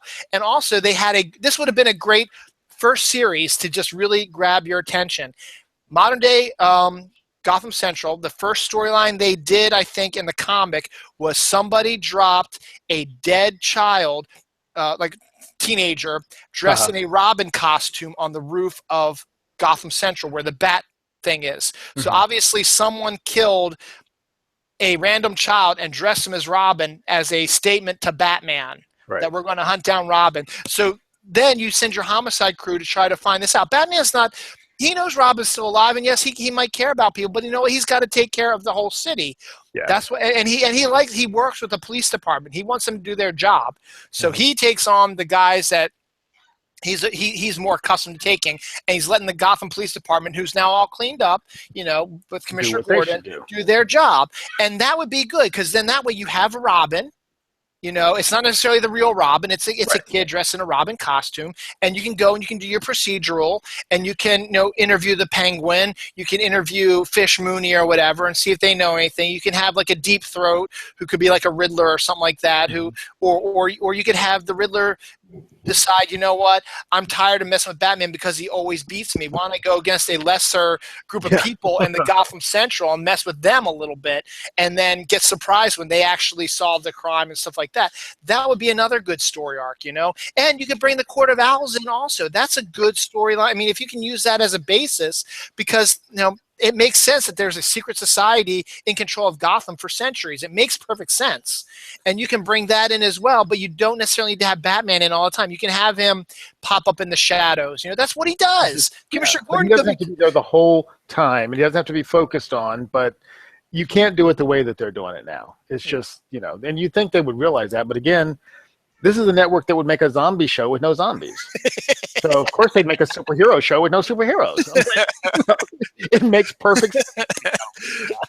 So I just don't like that, because I've been excited that the Marvel movies and now the DC ones, despite all their flaws, they're still giving them the costumes you're kind of used to. They change them up a little bit, but it's okay to wear costumes now, because back when the first comics came out, you know, as I said, the X-Men, you know, wearing their black jumpsuits. Okay, they've got powers, but that's boring, you know? Yeah. And then luckily Spider-Man comes out, and he's wearing the spider suit. It's like, okay, yes, we have a character that's wearing his, and then you've got the Batman, you know, the Chris Nolan Batman wore a Batman suit, kind of. Not really the iconic one, but still a Batman suit. So costumes are okay, you know, and that's what people want to see. They don't want to see people in, you know, regular clothes, the Penguin in a regular shirt and jacket walking around. They want to see him in a tuxedo with a monocle and a top hat.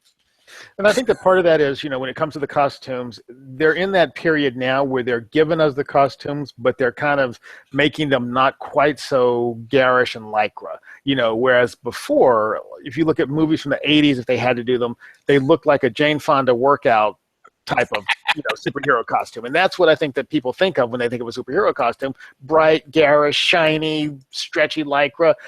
But that's not what they're doing in the movies now. You know, they're still giving them their costume. They're playing it down.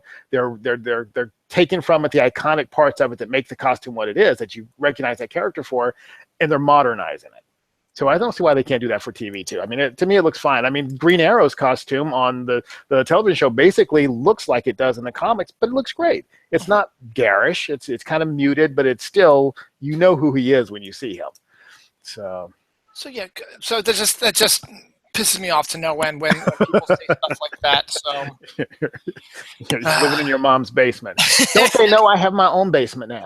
Yeah, I have mine too. I do it from I'm doing my show from my basement. Damn it. Exactly. And my mom might live here eventually. Yes, but it'll still be my basement. It's still my basement. Oh, that's good. So we are a comic show, so we can talk about some regular comics now too. There's a new character that Marvel is going to be introducing.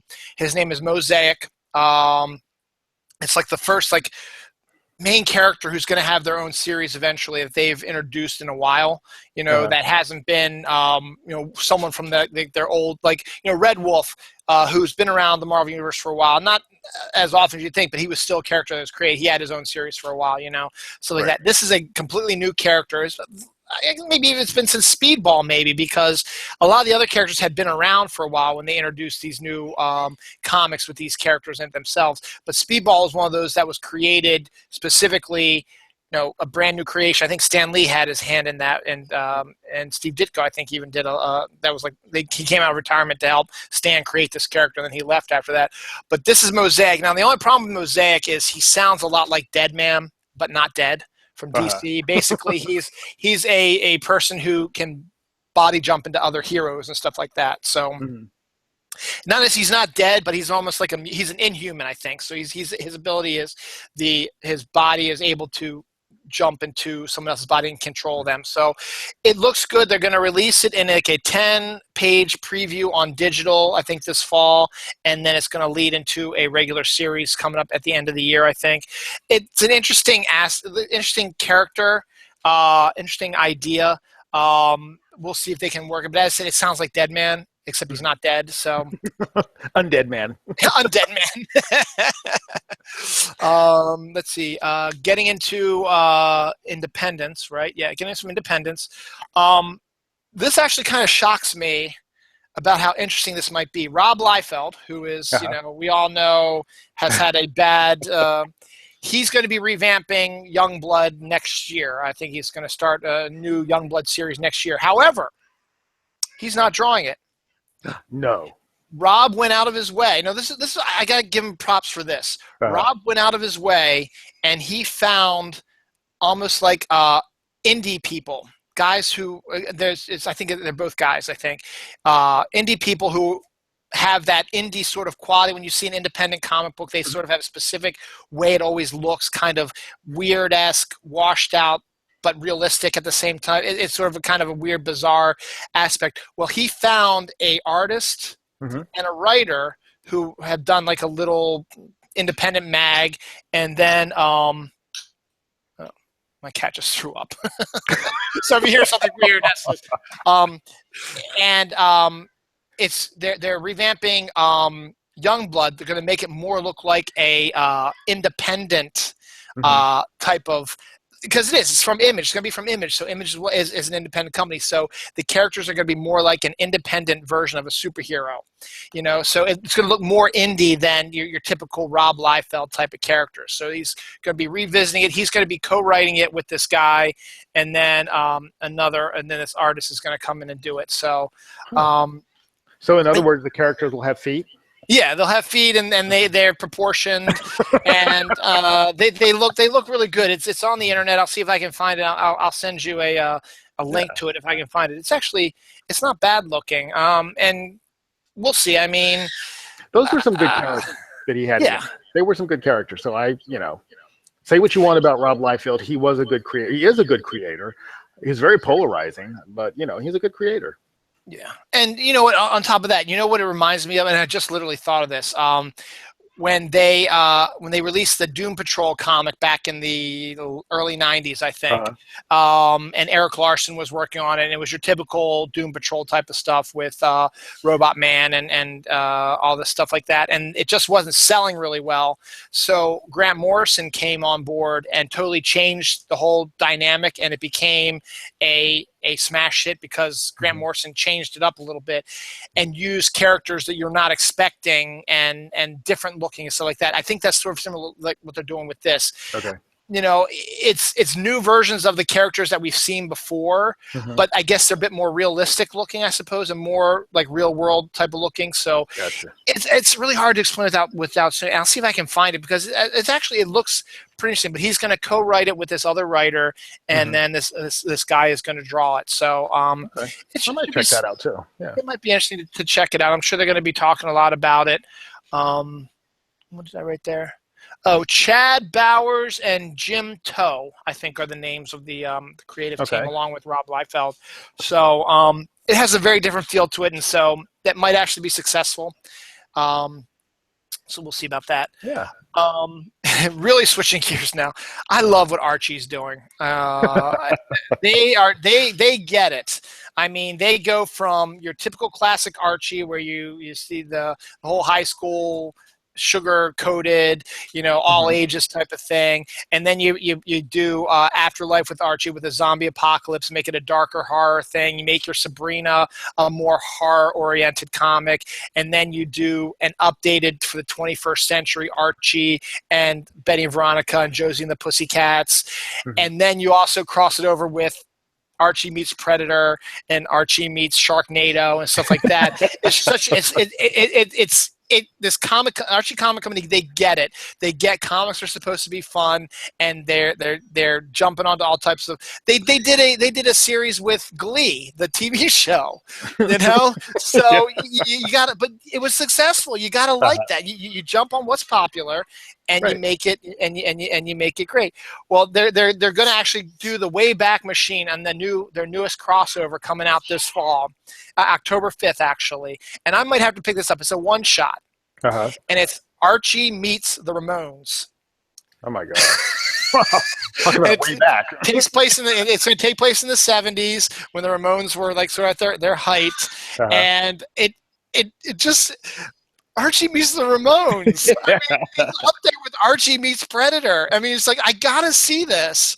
This is what it looks like, and they get it, and I love that because they're having fun with their books. They're having fun with their characters, and they're taking a look at it. It's like, you know what, Archie is almost like Shakespeare. You can put him into any time frame or any genre, and you can make it an interesting book as long as you have a good creative team behind it. So. It's awesome. I think it's really cool. I mean, it makes sense. Sabrina, the Teenage Witch, she should be a supernatural horror comic. That's what they're doing. You know, and what else? Zombie apocalypses are popular, you know? Yep. So then you make a zombie apocalypse in the Archie world. Why not? And it's interesting. And it's really getting dark because the guy who ended up starting the whole thing, Reggie, who ran over Hot Dog, who was Jughead's dog, and then went to Sabrina to bring him back to life so that, you know, Jughead wouldn't be upset and turned him into the zombie and started the zombie apocalypse. He's now getting messages from now. It's funny, in this version of Sabrina has been sent to an alternate reality where she's become the bride of Cthulhu. God. So now, because she's now the bride of Cthulhu, she's been able to connect with Reggie, and so she's kind of evil now. She's like, I know you want this one girl who's with the Archie group, like that. I think we can make a deal if you kill this one person for me. He's like, I'll do it. And that's what this series ends. It's like, that's so cool. That is awesome. It's great. And then you had Archie do a total Shining thing where they were housed up at a hotel, and he was at a bar talking to Jughead, who's dead in this. He's a zombie in this story, but Jughead's his best friend. He's talking to like a ghostly version of Jughead, and it was basically The Shining. But instead of the ghost saying you need to kill all these people, he's like saying you need to come out and maybe prove your love for someone. So he eventually that forced him to pick Betty or Veronica. So he bless you. He proposed to Betty. Which upset Veronica, and that's where one of the issues ended. So they're going to be talking about that as well. So it's just all kinds of they're doing a great job. But now Archie meets the Ramones, man. Even if that's totally outlandish, because who's really a Ramones? I mean, they're Ramones fan, but they're not comic fans probably. I mean, I like the Ramones, but I'm not a huge fan. But you know what? You're going to get the Ramones fans to come. Don't shoot me, buddy. No. You're going to get. Maybe they'll tie it in somehow, and Archie will wind up being the I don't know, inspiration for one of their biggest songs somehow. It'll come out. So, Oh, it's so keep your eye on Archie. So everybody out there, if you want to look for some good comic books that are entertaining, go for some Archie. I know you're always thinking, oh, Archie, but the modern day versions of Archie are really good. I read the Adam Hughes, Betty and Veronica, and it is fantastic. And then Josie and the Pussycats, I just found out it was written by Marguerite Bennett. I got to buy that now. Mm-hmm. Because I love Marguerite's work. So, I got to buy it now and just see what they're going to do to update it. So I was like, that's really good. So, Archie, you're doing a great job, and keep it up, man. And then the last thing we're going to talk about today is just sort of more of a kind of reminder thing, and I guess I'll talk about it more later in September. But Batman Day is officially scheduled for Saturday, September 17th. So I guess that means a lot of comic book stores are going to be doing Batman-oriented stuff. I don't know why they picked that day. I don't think it has to do with when Detective or Batman came out. I think it was just a pure day that they just picked, because I think those days are earlier in the year. I think we've already celebrated those days, but I could be wrong. But Batman Day is 9/17 at your local comic book stores. I'm sure there's going to be some sort of Batman book for that's going to come out, or Batman deals or whatever, maybe even a free Batman comic. I don't know. We'll see. But just keep an eye on it. I'll see if I can dig up some more information on it. But just let the fans out there know Batman Day is on September 17th. So if you want to celebrate it, put on your Batman T-shirts, watch the Batman movies, buy Batman comics, read Batman comics. cosplay Batman comics. I don't care. Just don't do the Killing Joke. Not a good book. Ooh, start a petition for a new Batman. Instead of you know who playing him. There you go. Why not? Yeah, I mean, everyone lost their minds that Michael Keaton was picked to be Batman. Why not? Good idea. All right. On that note, we have hit everything we're going to hit today. Is there anything else you want to add, MJ? Nope. I say just keep an eye on the TV stuff. You know, the new seasons are going to be starting. Flash, Arrow, Supergirl, all that will be starting in September. So, you know, show it some love. Let everybody know that, yes, we're still here. We're still going to watch it and renew it again. So bring it on. And show everybody that costumes make sense. Yes. Next weekend, Baltimore Comic-Con. If you're in the area, go to it. Run, do not walk to Baltimore Comic-Con. You will enjoy yourself. There are tons, as I said, tons of exhibitors, tons of talent, and some famous people as well are going to be there as well, hang out. And it's right in the heart of the Inner Harbor. So if you get bored or you get hungry or whatever, you get your hand stamped. And you can go out, go to the Jet Bees Entertainment Museum, go downtown, around downtown, go down to the harbor, walk around the harbor, do some Pokemon Go hunting because the harbor's a really good place for Pokemon Go hunting if you're still into that. Go to Federal Hill, get some fresh air, whatever, and then go back in. Why not? Because I will admit it's overpriced food in there because they got you. And it makes sense. They got you. I don't want to leave the convention, but I'm hungry. Yeah. $10 hot dog and a $10 soda. There you go. $20. Yeah. And you'll give it to them. It's just like when you go to a baseball game or football game. You'll do it. I want a beer. The whole culture. Like, I want a beer, but it's $9. All right, here's $9 for your beer.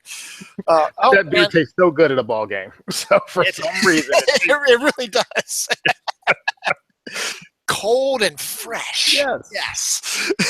Even though he's been walking around with it up and down 300 aisles, it's like, oh yeah, I'll take it now. So good. And I think we'll probably we'll figure out sometime in September to meet sometime, or we might skip September. We'll see. But football season starting. MJ will be able to be talking football stuff again. Yep. And we'll be able to have our annual Man Day when Super Bowl comes around back in February. We'll be able to do our picks and and fun stuff like that. So, my cat's stupid. She just threw up, and now she's eating plastic. So that's why you throw up, Jinx. All right, I got to probably get her away from that. Plus, I think I just got a text from my my stepmom and my dad. They're going to be here early, so better get ready though. Yep. All right. You have a great Sunday, MJ. Right. Everybody else out there, you have a great rest of Sunday. Next week, I will be doing a show, but it's going to be solo because I don't want any of my co-hosts to give up their Labor Day weekends. I'm going to be doing my fall movie preview, so I'll talk a little bit more about Doctor Strange. Okay. And I think there was something else I was going to do, and I was going to write it down, but I think I forgot to do it. There's one other thing I was going to discuss too. Hopefully, I'll think of it again. But it's mostly going to be discussing the fall preview. I love getting those Entertainment Weeklies because I don't subscribe to Entertainment Weekly anymore, but I like to get the Oscar one, and I like to get the summer and fall movie previews because it gives me a lowdown of all the movies that are out there. And I really haven't been keeping up with it as well as I have, so I start seeing all these movies that sound interesting. I was like, that's a neat idea. Maybe I'll check that out. Or then a little bit more information about like the books, movies that are coming out. Plus, it gives me firm dates when they're coming out. That way, I know, okay, I can, if I want to go to it, this is when it's going to come out. So, I will be giving you my fall preview of movies, and there's going to be something else. I just can't think of it at the top of my head. This is kind of comic related, but didn't start out as a comic, but there is a comic. The Strain comes back on FX tonight, 10 o'clock. It started as a book series, but then Dark Horse bought the rights to it. They've released a comic of the series, so it still fits into it. So watch The Strain. So we'll see what happens. This might be the final season. We'll see, because there was only 3 books in the series, and this is the 3rd season. So might wrap we'll it see up. what happens. Yeah, 13 episodes. You got plenty of time, and then Walking Dead is come back mid-October. We'll have another show before then. Discuss that as well. I guess Fear the Walking Dead came back on, so I haven't watched it in like 4 weeks and a month. So, or I haven't watched anything. I haven't watched the last 3 episodes of the first and then this one. So we'll see. But Okay. Other than that, anything else going on? Nope. Have a good week. Have a good Labor Day weekend coming up. You too. I will be back. Dylan knows be back on Saturday night because I'll be out Sunday doing my fall preview. I will be doing my comic haul probably Wednesday because my store, because the owner of the store is the guy who runs the comic convention. He shuts down his store after Wednesday. He keeps it open for Wednesday when the new comics come in, but he closes the doors and doesn't reopen until Monday. It might even be Tuesday. Yeah, because he has to focus on the con, and he has obviously, since it's his store and it's his con, he has every right to do this. He's got prime position in the exhibitor, so he's got his own table down there too, so you can still buy comics from him and help make them, get them their money, whatever, because they have a stand down there. So, which is funny because a couple years ago when I went with my wife and kids, I didn't buy my comics that week, and I was going to buy like on a Friday, but then they were shut down, so I had to go to the con to buy the comics. But I was like, you know what? Maybe I can get them from some of the other, they get enough of my money. Why don't I go to one of the other booths and buy the comics I get there from them? No, I went to their booth and I bought the comics. Stick with what you know. Exactly. So it's fun. But so I'll probably be doing my comic haul on Wednesday. It shouldn't be very big because it's fifth week, and fifth week usually doesn't have a lot of comics because they spread out. So we'll get a couple of them here and there. But we'll see. But we'll do that, and then Comic-Con is next weekend, and then Tony Soul and I will be doing a new snooze on the 9th, Thursday, September 9th. So that's all that's upcoming. Cool. MJ, keep writing. Have fun today with the in-laws. Absolutely, and hopefully I'll see you tonight for the strain, and we'll chat then. I'll be up for it. All right, everybody. Take care. Have a good. Remember, September 1st is meteorological fall. It's coming. Summer's almost over. Come on, get here. Bye, everybody.